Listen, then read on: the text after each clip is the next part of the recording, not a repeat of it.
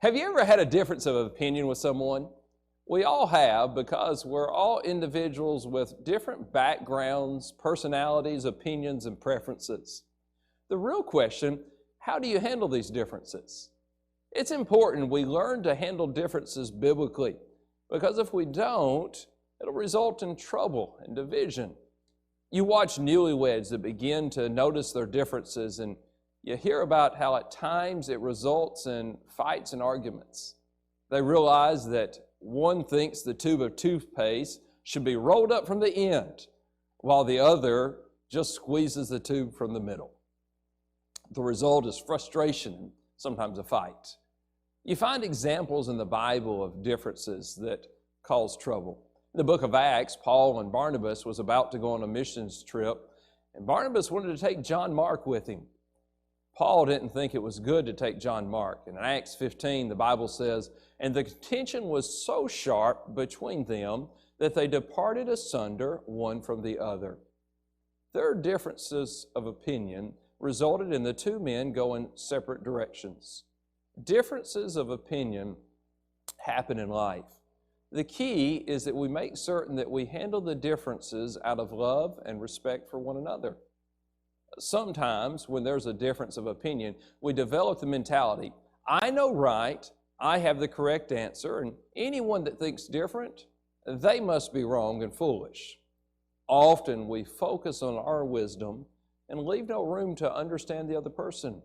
James 3:14, the Bible says, "But if you have bitter envying and strife in your hearts, glory not and lie not against the truth. This wisdom descendeth not from above, but is earthly, sensual, devilish."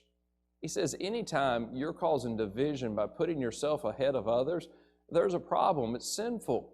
He goes on in verse 16 to tell us that this mentality causes a division that hinders the work of God. God doesn't want His people divided, but rather He wants us united. Yes, there are times when there are doctrinal issues where we ought to go our separate ways. But most of our divisions are not doctrinal, but rather personal and not worthy of division. James 3:17, the Bible says, "But the wisdom that is from above is first pure, then peaceable, gentle, easy to be entreated, full of mercy and good fruits, without partiality and without hypocrisy. And the fruit of righteousness is sown in peace of them that make peace." There's a lot that we could draw from this verse, but I want to make a simple application from it in light of what we're talking about. He says we should respond in holiness.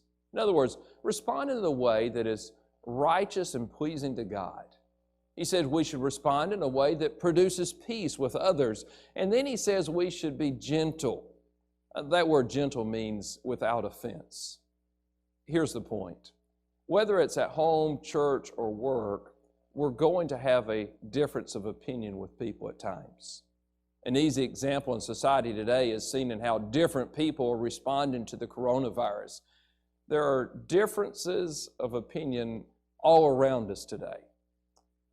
The key for us as Christians, make sure we respond in a way that we're not causing division with other believers, but we're producing peace.